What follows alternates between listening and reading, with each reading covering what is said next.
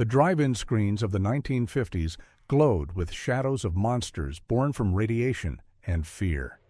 These weren't just rubber suits and stop-motion puppets. They were mirrors of our paranoia and warnings from a post-war world trembling under the atom. Some terrified, some inspired. Yet 15 of these creature features still crawl beneath our collective skin today. Let's open the vault. Number 15. Tarantula, 1955. When Universal unleashed Tarantula, audiences screamed at the sight of a giant spider creeping across the desert. But beneath its pulp surface, this was a chilling allegory of unchecked science and human hubris. The story follows a small Arizona town invaded by a lab experiment gone wrong. A growth serum designed to end world hunger mutates a simple tarantula into a skyscraper-sized monster. Director Jack Arnold, who had already terrified audiences with Creature from the Black Lagoon, used minimal effects and clever photography to make the spider seem truly colossal. The film's realism was unsettling. Government censors worried it would stoke public anxiety about atomic experiments, and for a time, local stations refused to air it. Behind the scenes, the set was plagued by heat-collapsing props and a real tarantula that nearly escaped mid-shoot. Critics dismissed it as drive-in schlock, yet years later, filmmakers like Joe Dante and Guillermo del Toro cited Tarantula as a masterclass in practical effects and mood. Today, it endures as a metaphor, humans spinning their own web of destruction trapped by ambition and fear. Number 14. The Blob, 1958. When The Blob slithered into theaters, few expected a small independent film from Pennsylvania to change horror forever. Its simple premise, a formless alien mass devouring everything in its path, was terrifying precisely because it had no face, no logic, no mercy. Starring a young Steve McQueen, the film oozed teenage rebellion and Cold War anxiety. Censors were uneasy with its chaotic tone. Some towns even banned it, fearing the scenes of screaming youths in panic would inspire unrest among real teenagers. The red gelatinous creature became a symbol of conformity, devouring individuality, a subtle jab at 1950s moral rigidity. The low-budget effects used everything from silicone to dyed balloons, and yet audiences swore the Blob was alive. The film's small-town authenticity and jazz score only amplified its strangeness, though critics laughed then decades later. The Blob achieved cult immortality, spawning remakes and fan festivals in its hometown of Phoenixville. Its legacy a warning that evil doesn't need a shape to consume us. It just needs fear to feed on. Number 13. Them, 1954. Before Godzilla roared across the Pacific, America's own atomic beasts were born from the Nevada desert. Them terrified audiences with its vision of giant irradiated ants invading Los Angeles. Warner Brothers initially treated it as a B-picture, but what emerged was one of the most intelligent monster movies of its decade. The film opens with a little girl wandering in shock through a wasteland, a haunting image that set the tone for the entire genre. Scientists and soldiers team up to fight the insect horde, a reflection of Cold War unity against invisible threats. But here's where it got eerie. Them was originally to be shot in color and 3D until budget cuts and studio panic about radioactive realism forced changes. Despite those setbacks, the film became a sensation. Critics praised its pacing and sound design, echoing clicks of the ants reverberated through theaters like a living heartbeat. It won an Oscar nomination for effects and laid the groundwork for eco-horror decades later. In retrospect, Them stands as the perfect intersection of paranoia and progress, a film that dared to ask if humanity's greatest threat might already be crawling under our feet. Number 12. The Creature from the Black Lagoon, 1954. Long before modern audiences fell in love with anti-heroes, there was the Gill Man. The creature from the Black Lagoon emerged as one of Universal's last great monsters, combining beauty tragedy and science gone too far. Critics called it another monster suit gimmick, but the story carried deeper sorrow. A prehistoric amphibian discovered in the Amazon becomes hunted by men who cannot see past their fear. The film drew quiet controversy when early test audiences found the underwater sequences almost too hypnotic. Some feared they were sympathetic to the monster rather than the humans. Religious groups called it immoral for showing man playing God while scientists debated its evolutionary themes. Universal toned down the creature's intelligence to avoid academic backlash. Behind the scenes, stuntmen endured freezing waters in heavy suits and several nearly drowned. Actress Julie Adams performed her iconic swimming scene while the Gillman circled below her in eerie silence, a moment that later inspired directors like Guillermo del Toro for The Shape of Water. Though dismissed by critics on release, the film has endured as a masterpiece of empathy for the misunderstood. The Gillman was not evil, he was lonely. In the end, humanity was the true invader, and that realization still haunts every splash of black water today. Number 11. It Came from Beneath the Sea, 1955. Columbia Pictures never expected much from a film about a radioactive octopus, but It Came from Beneath the Sea turned out to be one of the smartest and most visually inventive monster movies of the decade. The story follows a giant sea creature awakened by nuclear testing that rises from the Pacific to destroy San Francisco. Ray Harryhausen's stop-motion effects gave the beast terrifying realism. To save time and money, the creature had only 6 tentacles instead of 8, but audiences never noticed. What they did notice was its commentary on nuclear arrogance. The U.S. Navy feared it made them look reckless and briefly delayed screenings near naval bases. During production, the crew filmed on restricted military property without full permission and nearly faced federal charges. Critics found it grim and uncomfortably plausible. The haunting scenes of the Golden Gate Bridge collapsing reflected America's post-war fear that the next bomb might destroy everything familiar. Over time, the film grew in legend. Fans admired how it balanced science fiction with melancholy atmosphere. The octopus wasn't simply a monster, but a casualty of human pride. Even now, when digital effects rule cinema, Harryhausen's handcrafted creature feels alive, a reminder that imagination and terror often share the same depth. Number 10. The Fly, 1958. The Fly was not just horrifying, it was tragic. Critics at first dismissed it as too disturbing for family audiences, yet it became one of the most emotionally charged creature features ever made. Scientist André Delambre invents a teleportation device, but when a fly enters during a test, his molecules merge with the insects, creating a half-human, half-fly nightmare.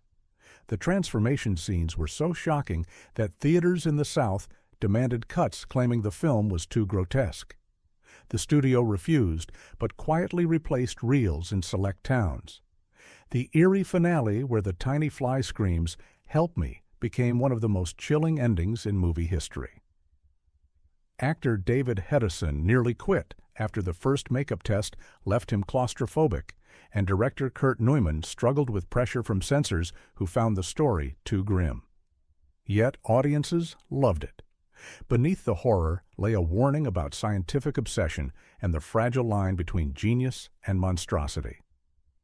Decades later, David Cronenberg's remake reimagined it as body horror, but the original's quiet tragedy still hits harder.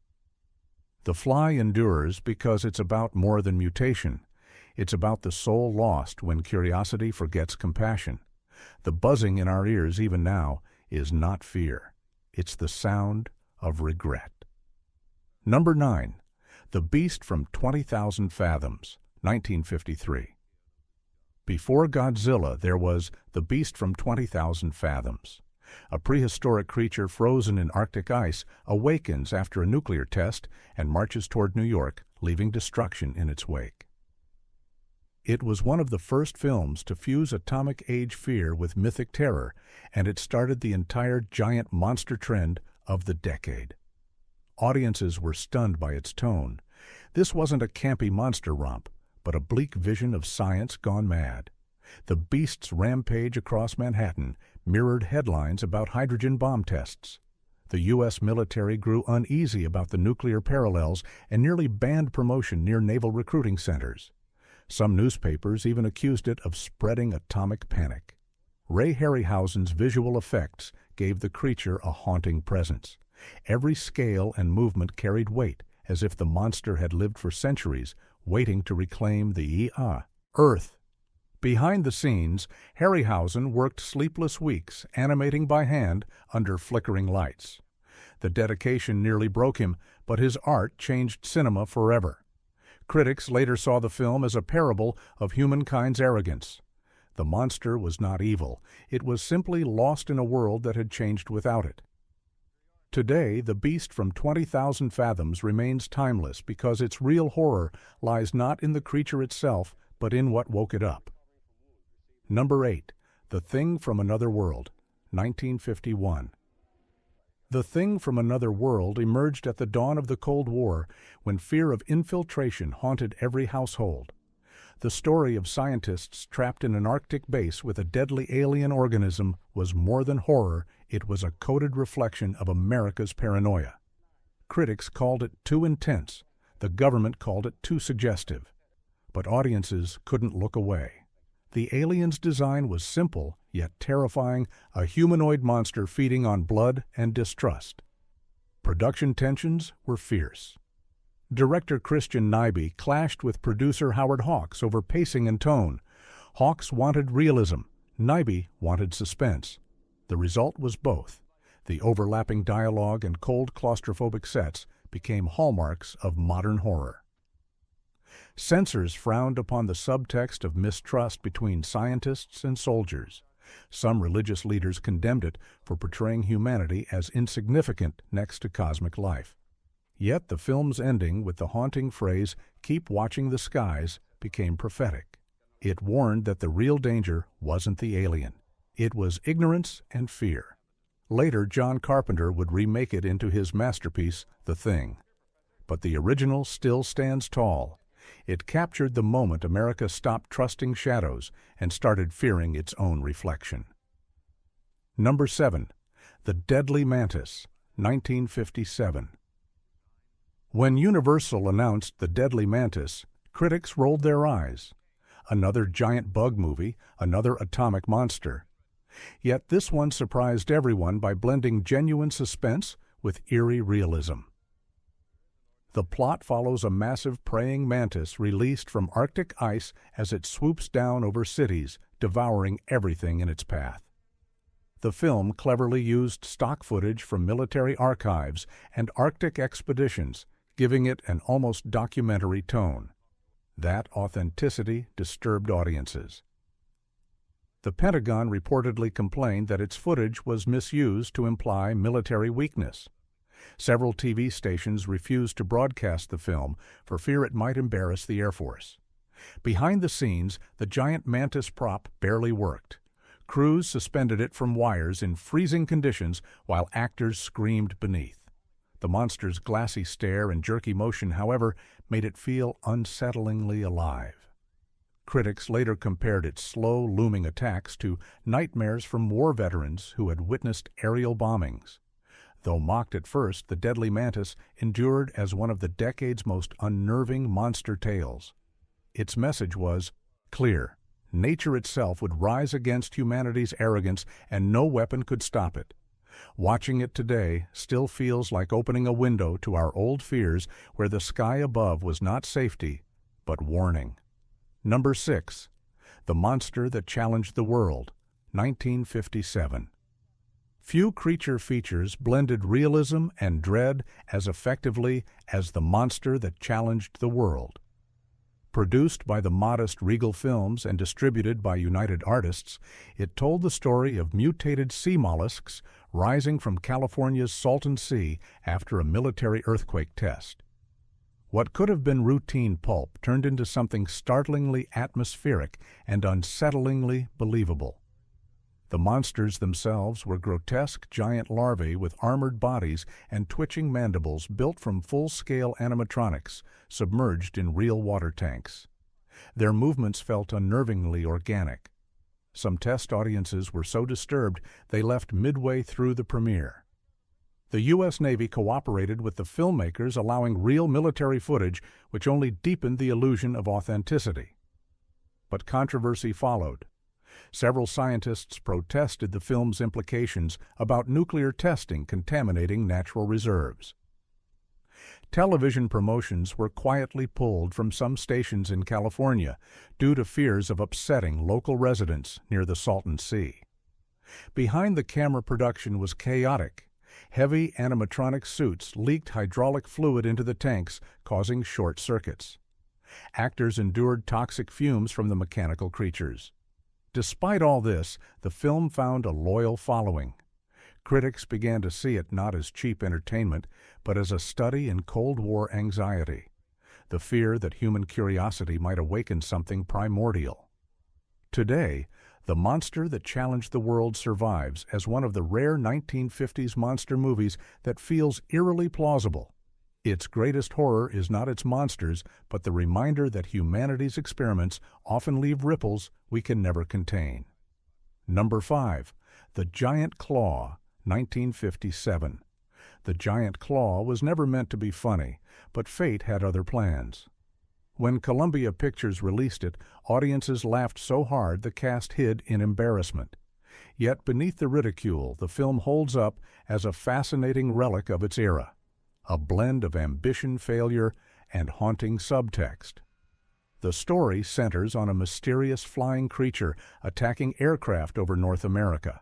Scientists discover it is a massive bird from an antimatter galaxy shielded by a force field. The idea was visionary. Unfortunately, the puppet used for the monster looked absurd.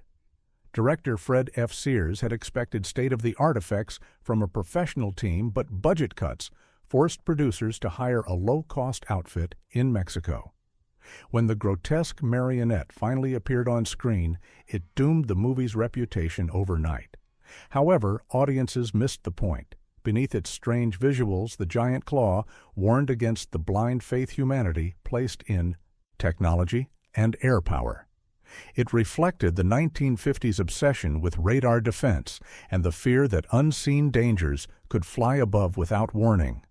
Some military consultants even objected to the implication that their weapons were useless against such a threat. Over decades, what began as mockery turned into cult fascination. Viewers now admire its sincerity, its imaginative scope, and its haunting ending as the creature crashes to Earth. The Giant Claw survives not because it was flawless, but because it dared to dream beyond the studio system's safety. It reminds us that even the most awkward monsters can speak truths about our collective fear of the skies. Number 4. 20 Million Miles to Earth, 1957. Set against the glittering Mediterranean. 20 Million Miles to Earth was both breathtaking and tragic. The film follows an American space expedition that returns from Venus carrying a strange egg. When it hatches, a creature known as the Emir grows rapidly and eventually rampages through Rome, hunted by terrified humans. Unlike most monster flicks, this one made you pity the beast.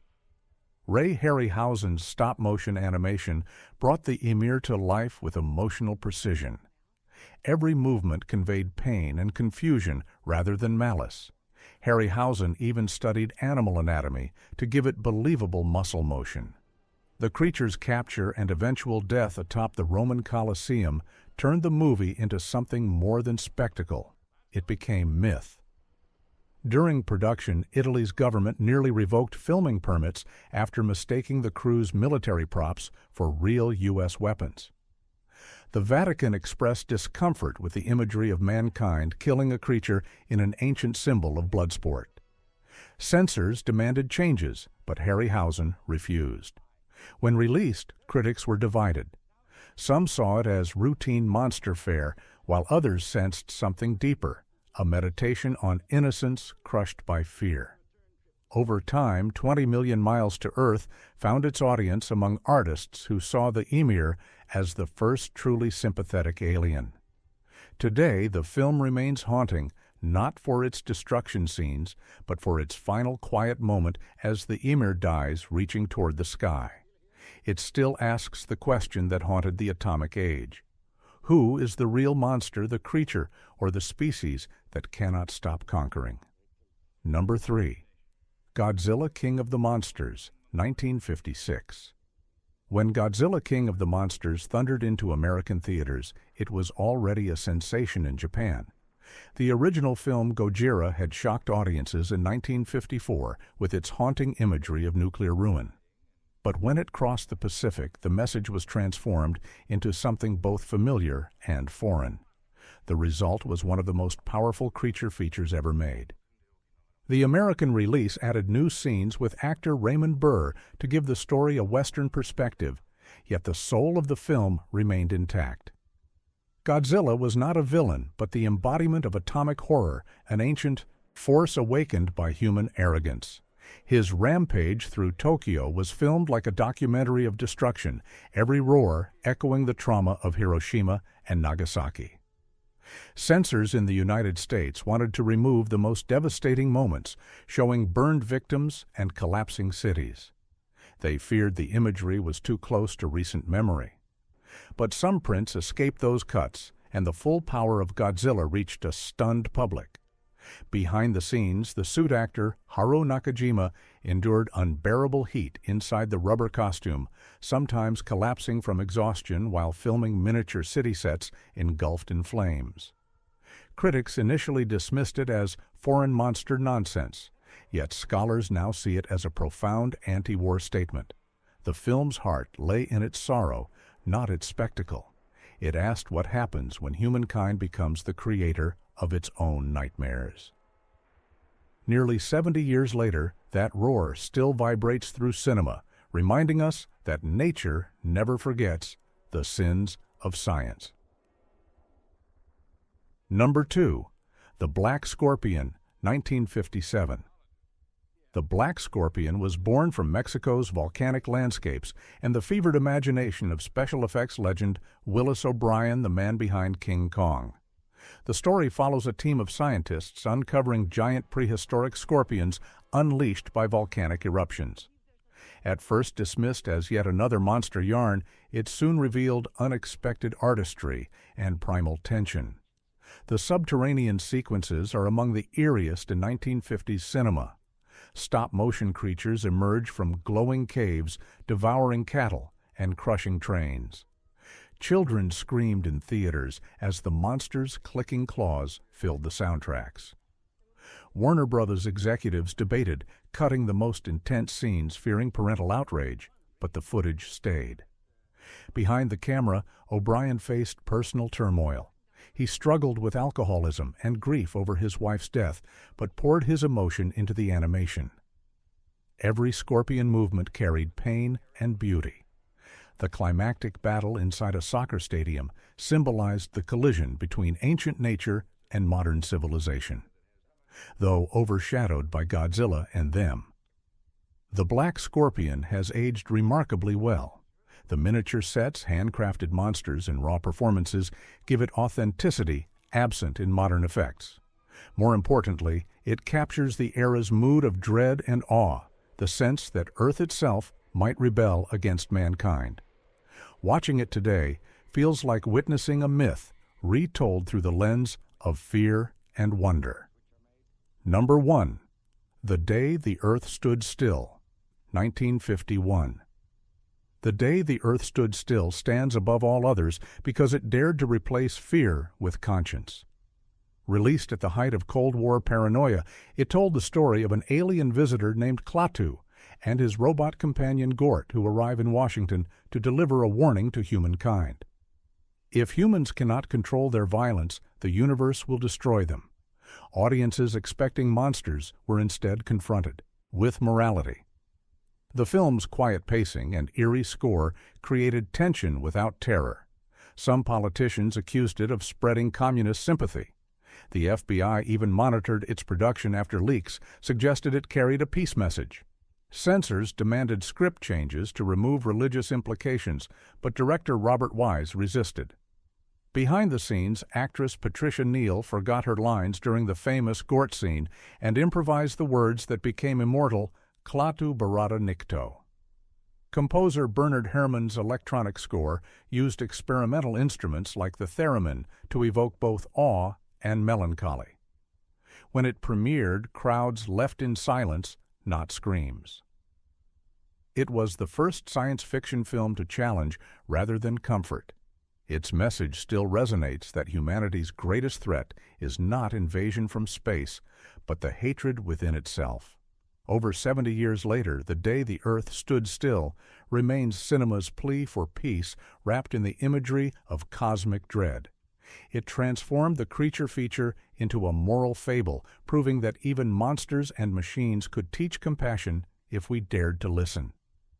These 15 creature features were never just about monsters.